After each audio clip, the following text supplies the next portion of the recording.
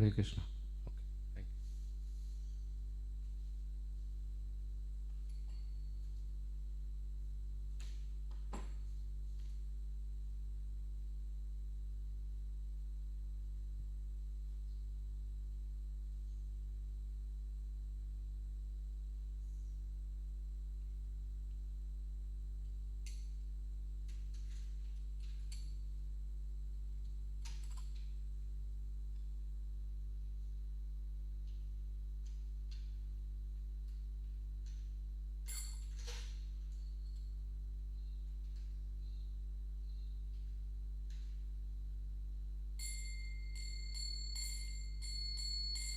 Jayo Radha Madhava Kunja Bihari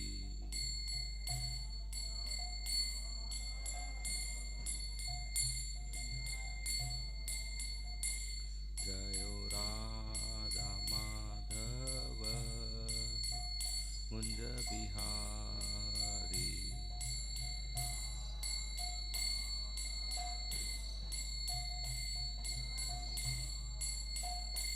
Jaya Gopi Jana Vallabha Girivaradhari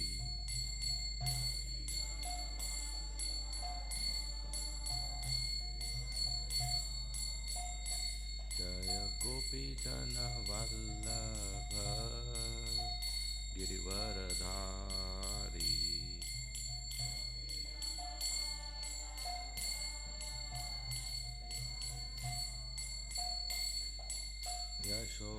Yashodanandana Braja Jana Ranjana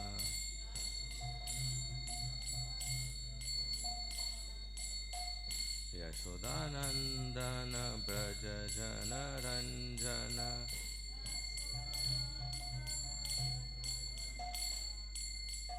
Yamuna Tira Vanachari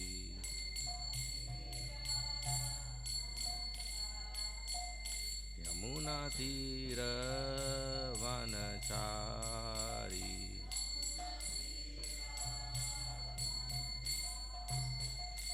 Jayo Radha Madhava Kunja Bihari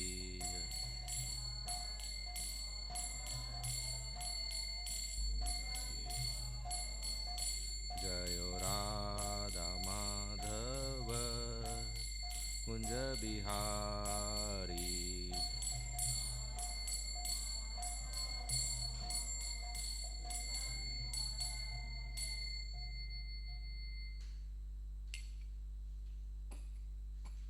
Jai Shri Shri Radha Madhav Ki Srila Prabhupada Ki Jai Om Namo Bhagavate Vasudevaya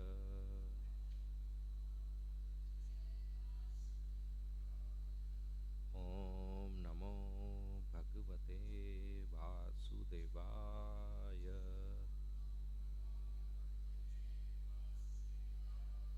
Om Namo Bhagavate Vasudevaya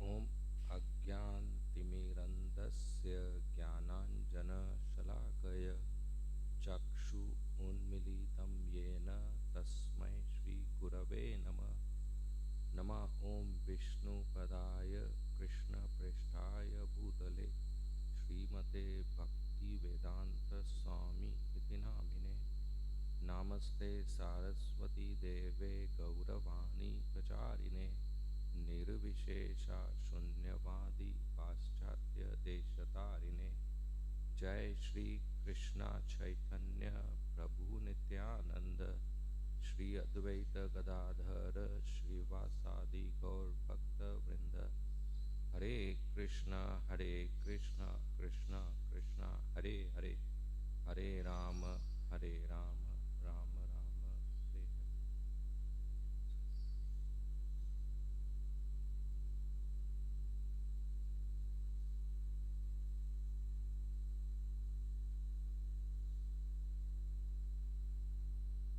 Hare. Hare Krishna. So we welcome all the devotees for this seminar on the life and teachings of Srila Bhaktisiddhanta Saraswati Thakur. This year we are observing 150th birth anniversary of Srila Bhaktisiddhanta Saraswati Thakur, who is spiritual master of His Divine Grace A.C. Bhaktivedanta Swami Srila Prabhupada, who is founder Acharya of International Society for Krishna Consciousness, ISKCON. So Srila Bhaktivinoda Thakur, who is father of Srila Bhaktisiddhanta Saraswati Thakur, he is a magistrate, had a very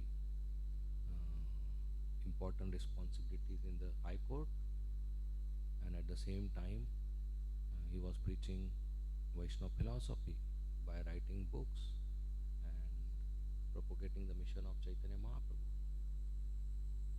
During Srila Bhaktivinoda Thakur's time, many of the Vaishnavas, they were secluded in the dham and not too much coming out in public, and Vaishnavism was not seen as a very respectable activity. In fact, people would say that because this person cannot do anything, so he has become a Vaishnava. Because he doesn't get job, he cannot earn money, nobody is going to give girl to marry, and he cannot work, so he has become a beggar, and he chants Hare Krishna and fills his belly. That was the time. And Srila Bhaktivinoda Thakur took years just to find out one copy of Sri Caitanya Caritamrita. It was lost. And there were many people who claimed to be followers of Chaitanya Mahaprabhu, but they were all preaching deviant philosophy and apasampradayas. So Srila Bhaktivinoda Thakur had challenging times when he revived the Gaudiya Vaishnava practice. He is in fact popularly known as the seventh Goswami after the six Goswamis, and he's considered father of the modern Gaudiya Vaishnava practices, because after him things started becoming public. So as a magistrate and as a family man, and his own writing and sadhana and publications, he was having very full day, and he would hardly sleep 1-2 hours, and whole night he would write books and translate books, and early morning chant his rounds. So he was praying to Lord Krishna that I need an assistant. I need somebody who has your Shakti, who is empowered by you to carry forward this mission of Chaitanya Mahaprabhu. Somebody who can help me with publications, with literature, with translations, with writing, and with printing, and with distribution. I'm sorry, little bit sweaty.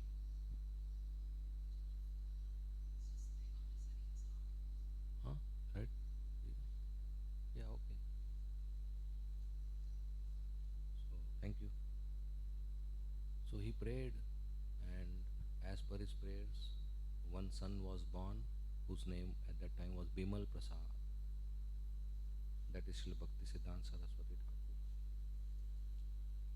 And just after the son is born, few weeks later, there is Jagannath Rath Yatra.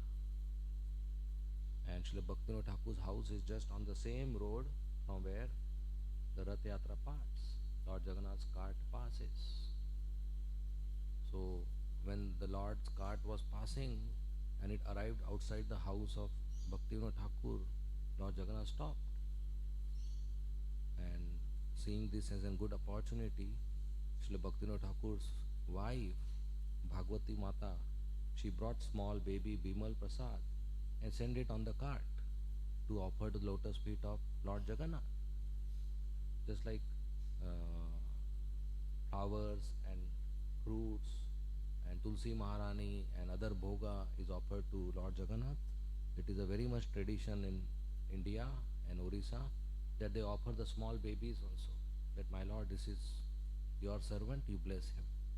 So they take the baby and keep it on the feet of Lord Jagannath. Of course, this doesn't happen in ISKCON temple. Babies are not offered at the altar. But on the Rath cart, the Lord is very merciful, so babies are sent. Very rarely, but now she was magistrate's wife, so they were respect in the society. So they took the baby and kept it in at the lotus feet of Lord Jagannath, and Lord Jagannath's garland fell on the baby. And that was considered a very, very auspicious sign of blessings. When the Lord wants to bless somebody and he wants to go to somebody's house to bless or somebody's life to bless, he goes in the form of garland, he goes in the form of prasadam, mahaprasadam, or he goes in the form of a sadhu. So if somebody offers us garland, we should understand the deity has sent to us for blessings. Somebody offers us mahaprasad, or some sadhu approaches us to engage us in Krishna's service, that means Krishna has sent that person to bless us. So looking at this opportunity, they did first grain ceremony, Anna Prashan, on the Rath cart itself at the lotus feet of Jagannath by offering the first rice to the child, the Mahaprasad rice. Anna Prashan means the first grain which the child eats, and that's the samskara, like Garbhadhan samskar, name giving samskar, Vivah samskar, marriage, or Antim sanskar. So this is one of the samskara which is very essential, that a Mahaprasad is given as a first grain to the child other than mother's milk. So that was done on the Jagannath cart. So everybody knew this is a special child. He was very beautiful and he had long arms reaching his knees. Ordinary average people, their arms do not touch their knees. It is above it. But his arms would reach his knees. That is one of the symptoms of a great personality. And he had a broad forehead that denotes intelligence. And like this the baby grew up, and as he went to school, apart from his school subjects, he would read all other books in the library. He would never be interested in ordinary subjects which are taught in the class. He would read all the books in the library and still he would pass the exam with first class. Because that was very ordinary knowledge, he would know everything. Once he would hear anything from his teacher, he would remember whole life. That kind of memory he had. At age 7, he knew all the 700 verses of Bhagavad Gita, and he was able to give classes on each of the verse at age 7. So when he went to the university, he read all the major books and major authors available in the library of the university. He was so much avid reader. That's why in future he was called a living encyclopedia. Living encyclopedia. Srila Bhakti Siddhanta Sai Thakur is such a great scholar that with any scholar he would be able to have a conversation on any subject matter, and in any debate he would defeat any scholar. He was such a great scholar. So as he was studying, he also had some bend towards mathematics and astronomy and astrology, and that is many scientists even today and earlier days were very much inclined to understand the stars, the moon and the planets, and if they could make a good theory sitting on the earth planet, and if that theory can predict the movement of the solar eclipse, lunar eclipse or anything like that, that is considered success, because they are predicting a phenomena which is very far from you. So he was so much expert that he wrote a book on astrology, which even today the scholars refer to, and because of that the intellectual community of the city awarded him the title Siddhant Saraswati. Siddhant Saraswati. And gradually Srila Bhaktivinoda Thakur taught him to write, translate Gaudiya Vaishnava literature and publish books, and he was helping his father. And Srila Bhaktivinoda Thakur also gave him Kurma deity to worship, which he worshipped his whole life, and also taught him how to chant, and he would chant every day. Once he was very small boy, new mangoes came in the house. Somebody gave new mangoes, or they bought new mangoes, fresh mangoes, and they were kept in the house.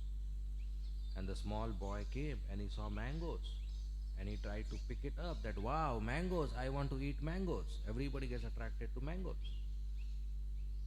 And as he was about to take, Srila Bhaktivinoda Thakur strongly said, no, stop. First Krishna will eat, then we will eat. How can we eat before Krishna eats? Small child, innocent, no mistake. He didn't eat, he was just thinking. And he just mentioned. It went so deep in his heart, right at that time he decided whole life he will not eat a mango. And he followed it with determination. In future, as the Acharya and spiritual master of the community of Vaishnavas, there were so many disciples who would every day offer him lots of mangoes. And whenever a mango is offered to him, he would folded hands say, I am an offender, I cannot eat mangoes. So small child trying to eat a mango is not a mistake. But he considered himself an offender, that I try to enjoy what is Krishna's bhoga. Devotees should not, of course, think themselves enjoyers, and they should not consume anything unless it is offered to Krishna. First we offer to Krishna, and then we honor prasadam. That is how the etiquette is for our purification, because Krishna is the supreme enjoyer. We are not supreme enjoyers. And not just mango, any fruit, any vegetable, any root, any grain, anything we cook in the house without onion, garlic, first should be offered to Krishna. Milk, curd, sweets, rice, vegetables, curry, dal, roti, whatever we cook, first should be offered to Krishna, and then everybody in the family or in the community should honor prasadam like we do it here. So that shows that we are servants of Krishna. He is the enjoyer, and we are honoring his prasadam as servants, his remnants. Not only food, any new object we purchase, whether it is clothes, whether it is utensils, whether it is house, car, furniture and jewelry, or accessories, or any new thing we purchase, not necessarily eatable, any new thing we purchase, first we offer it to the altar, to the deity, and pray to the Lord, please accept and bless me so that I use these clothes and use these objects in your service.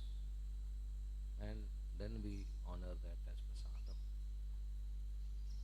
So then our life is purified. Whatever we offer, that object is purified. The income by which that object is purchased, that income and occupation is purified. And our consciousness is clear that he is the enjoyer and I am the servant. So Srila Bhaktisiddhanta Swami Thakur followed this whole life. And as he grew up, he became a very famous scholar and very famous preacher. And people from far and wide would come to ask him questions and debate with him.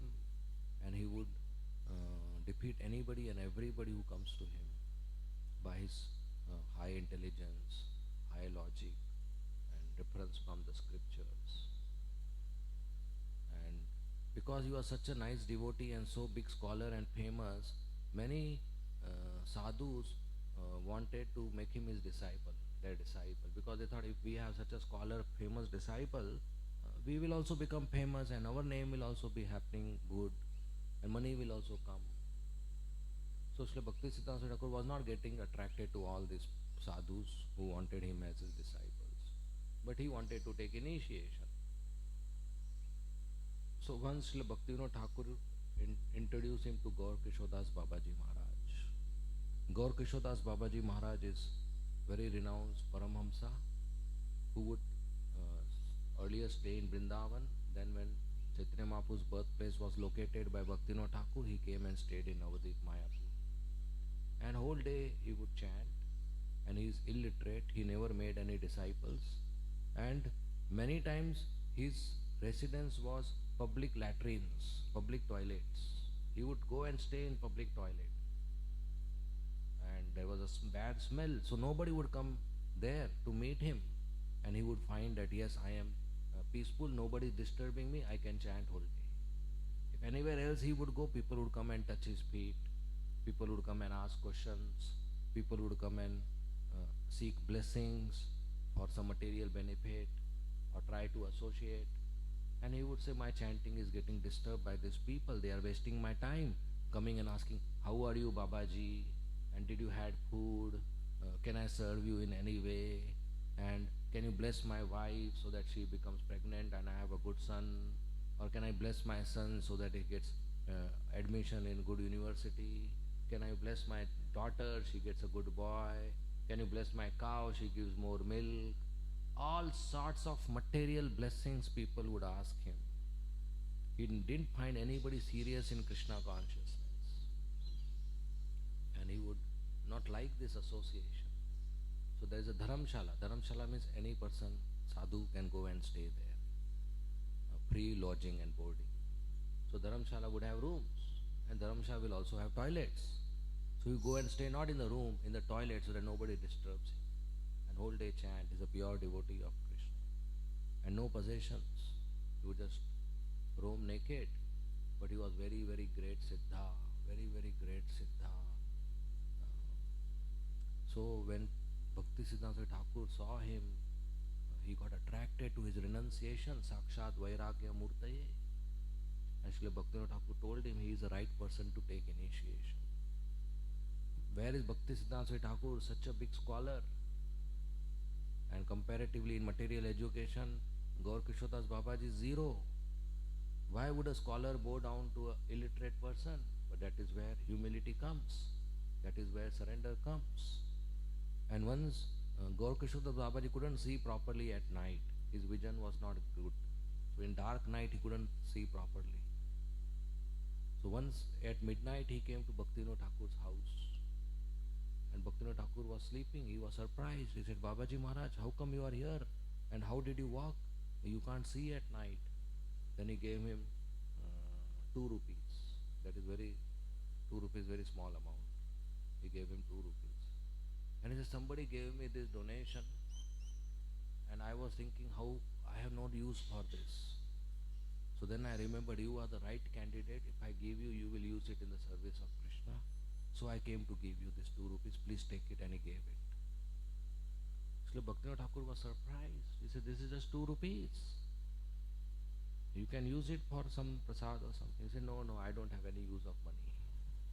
He said, okay, you could have given me in the morning. Why did you walk in the dark? It is dangerous for you.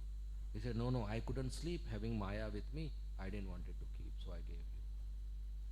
And then he went back where he was, in the Dharamshala. So that was his renunciation. So seeing his renunciation, Srila Bhakti Siddhanta Thakur got very attracted. And hearing from him the glories of holy name and his conduct, pure conduct, he was very attracted. So one day he approached him. So that time Gaur Kishodas Babaji had some rope, and the rope has knots. Earlier they would not have these beads. Many people would chant on ropes with knots. There are 108 knots on the rope, so you can keep chanting like that and counting. So he gave him rope with knots and told him, you chant. He gave him tilak, and he gave him few things which he had, which was given to him by another Babaji, Bhagavad Das Babaji Maharaj. So Bhakti Siddhanta Thakur approached him, paid obeisances. He said, please make me your disciple, give me diksha, give me initiation. Gaur Kishodas Babaji Maharaj said, no. Everybody wanted Bhakti Siddhanta as their disciple, and Gaur Kishodas Babaji Maharaj said, no. He said, I don't give diksha to anybody. He said, no. He started crying. He said, no.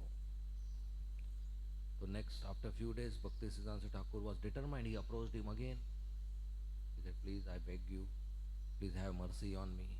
Please give me initiation. So Gaurkishodas Babaji Maharaj already said no, but he's approaching again. So just to avoid him, he said, okay, I will ask Chaitanya Mahaprabhu and tell you.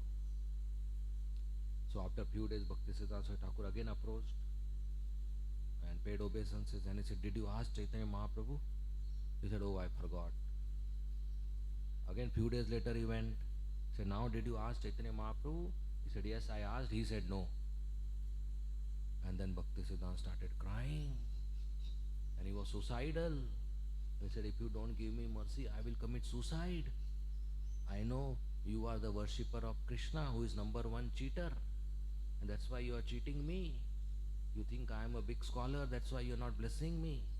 But I am, without your mercy, I am zero. And when he saw such a humility, he was very happy.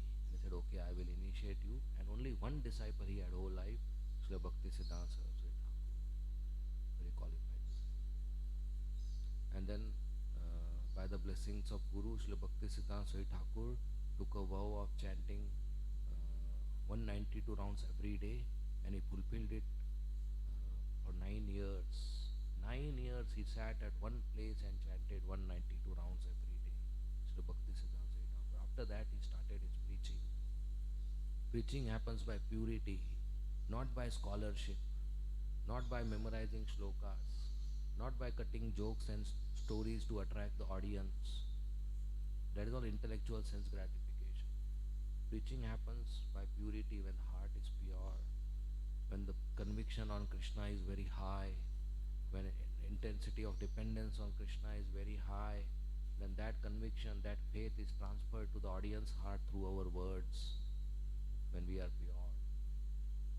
So after that he started his preaching. And how Srila Bhaktisiddhanta Thakur was so austere that when he was chanting his rounds, during monsoon season the roof will leak and water will come.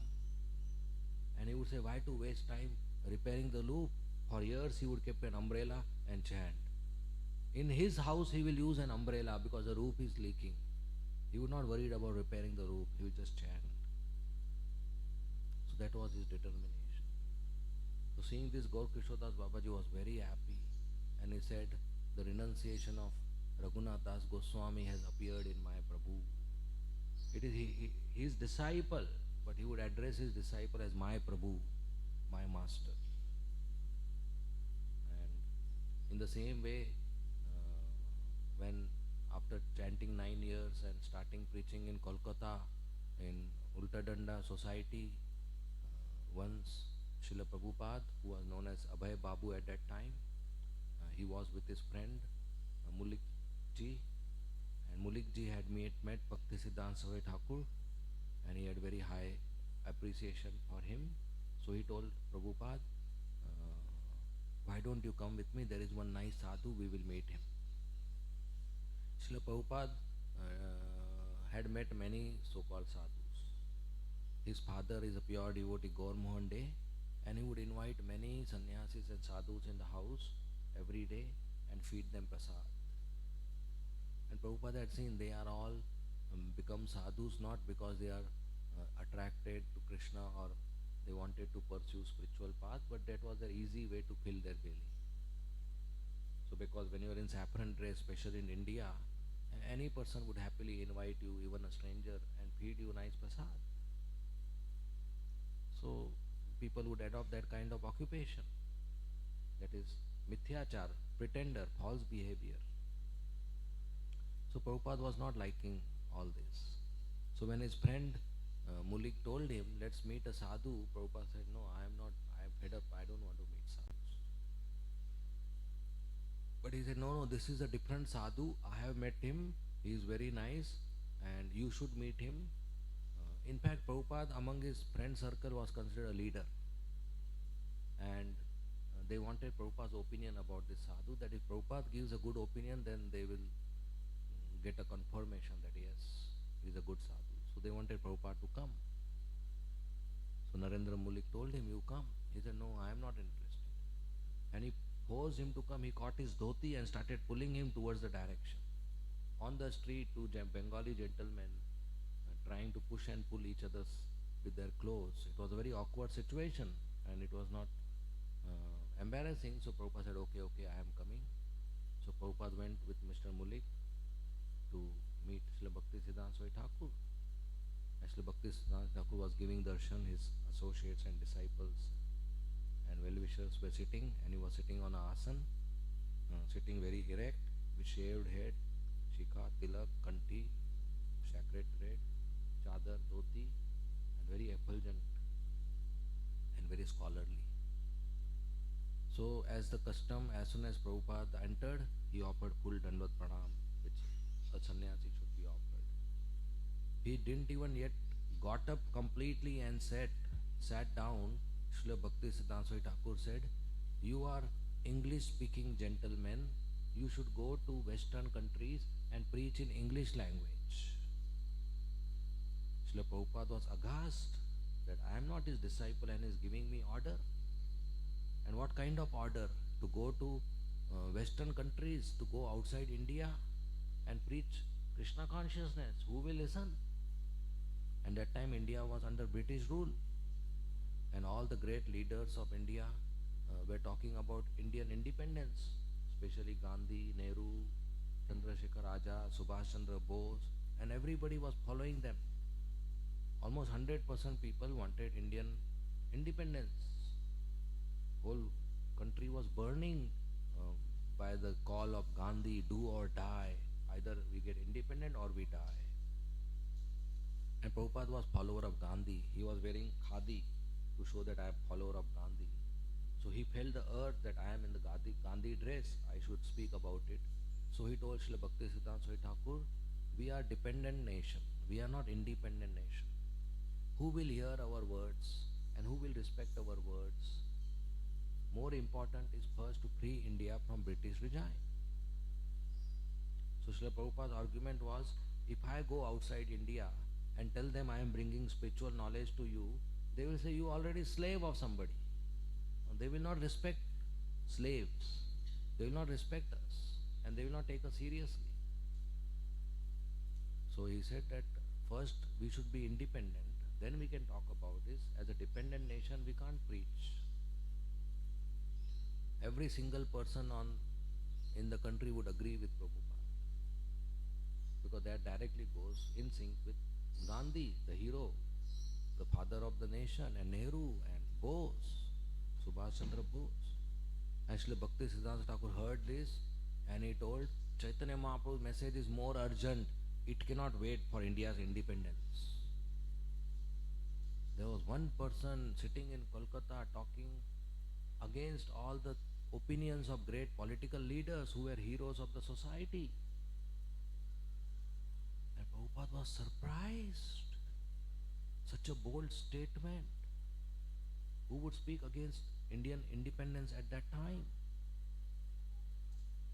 So Prabhupada made some more arguments and Bhakti Siddhanta Thakur defeated him. And Prabhupada was very satisfied, and he understood the message of Chaitanya Mahaprabhu is in right hands. This is how one should speak truth. A sadhu should not speak to flatter somebody or to compromise his truth so that the person doesn't get upset. Because if the person get upset, then I will not get further invitations and dakshina and respects and followers and nice food. A sadhu should speak truth, even if it is bitter. Sadhu should not compromise. That's why sadhu should not depend on other people for his sustenance. He should just depend on Krishna. If he depends on disciples or rich disciples for his sustenance, then he has to flatter the rich disciples. Then he cannot speak the truth. He has to compromise because there are some obligations when somebody maintains you. Like Bhishma Pitama, he had to compromise when Dushasan was trying to disrobe Draupadi. Ideal duty of Bhishma Pitama was to get up and punish Dushasan and stop the sinful activity. But because he was dependent on Dhritarashtra and Duryodhan, he was eating their food and taking money from them, salary from them, he had to compromise. He had to omit his duty and he became a silent participator in the sinful activity of trying to disrobe Draupadi. So that happens for a sadhu should be only dependent on Krishna. So Bhaktisiddhanta Thakur was not a flatterer. He spoke boldly, which nobody in India at that time would speak. And Srila Prabhupada was very satisfied. And then when they came down, his friend asked him, how did you find the sadhu? And Prabhupada said, he's very nice, bona fide sadhu. I was very happy to meet him. And this first time I'm meeting a good sadhu. And Chaitanya Mahaprabhu's mission is in right hands. And Prabhupada later on told that first time in my life I was defeated in my arguments. And I was happy about it. I was happy that I was defeated. Because my arguments were not favoring to Srimad Bhagavatam or favoring to absolute truth. And at that time, this was 1922. Prabhupada said, in my heart, I accepted him as my spiritual master. The formal initiation took place in 1933, 11 years later. But on the first meeting, Prabhupada accepted him as his spiritual master. And later on, Prabhupada got involved with the mission of Srila Bhaktisiddhanta Swami Thakur, wrote him letters and met him several times and helped establish the Gaudiya Math Society in Bombay and other places. And once when Srila Bhaktisiddhanta Thakur was in Vrindavan Yatra, Prabhupada also went from Allahabad, now Prayagraj, to join him. That time he and Bhaktisiddhanta Swami Thakur was taking a walk along the banks of Radha Kund. And Srila Bhaktisiddhanta Swami Thakur said, there is fire in the mud. Mud means the temple, institution. What had happened is they had built a marble temple which had several rooms. And once it was built, many disciples of Bhaktisiddhanta Thakur were fighting among themselves who will get which room to stay. So he said, there is fire in the mud. It is better I sell all these marbles and print books. And he told Prabhupada one very important statement. If you ever get money, print books. And then he took a paper and pen and drew a mridanga. And he told, if you beat a mridanga, it goes only few blocks. But if you print a book, it goes across oceans. It can go far and wide. It is bada mridanga, big mridanga, brihad mridanga. So if you ever get money, print books. And Srila Prabhupada, when he started his preaching in 1966, he told, I was successful just by following two instructions of my Guru Maharaj which he gave. The first instruction he gave to preach in English language in Western countries. And the second instruction he gave, if I ever get money, print books. This is the only two things I did and such a big ISKCON society was started. This is the power of an order of the spiritual master. Prabhupada, whatever Guru Dakshina he got, one is donation to ISKCON. But one is Guru Dakshina also. After initiation, disciple is supposed to do Bhiksha and give Guru Dakshina to the Guru. And when Prabhupada meets some families, they would give some Dakshina. So whatever personal Guru Dakshina Prabhupada got, do you know which bank account he put? He put one single bank account. That bank account was at that time known as book fund. Book fund. All his Guru Dakshina he put in book fund. And that book fund bank account later became BBT, Bhaktivedanta Book Trust. So all money Prabhupada got personal Dakshina, he put in BBT and established the BBT. Because Guru Maharaj told him, you ever get money, print books.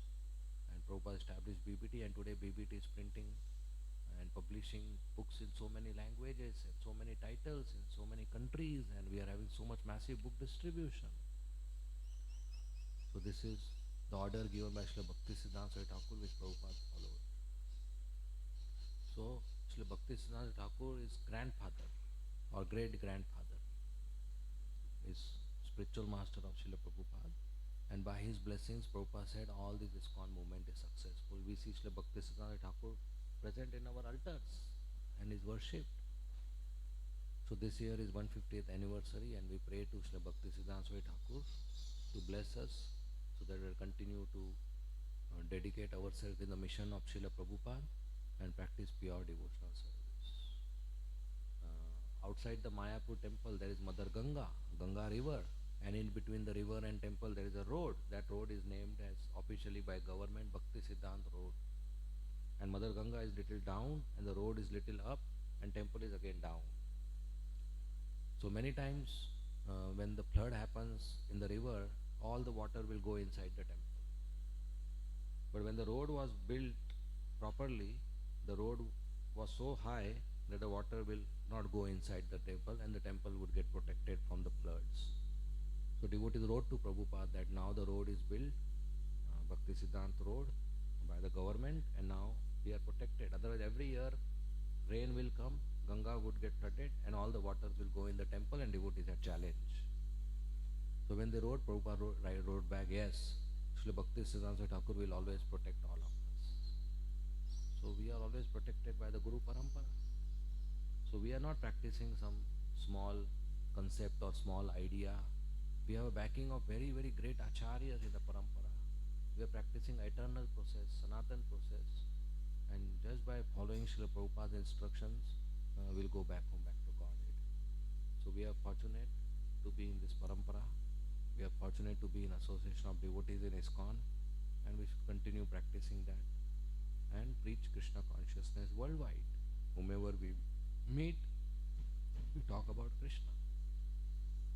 Okay? We end here. Thank you very much. Srila Bhakti Siddhanta Saraswati Thakur ki jai. His Divine Grace A.C. Bhaktivedanta Swami Srila Prabhupada ki jai. Hare Krishna. If there are any comments or questions, you may please ask.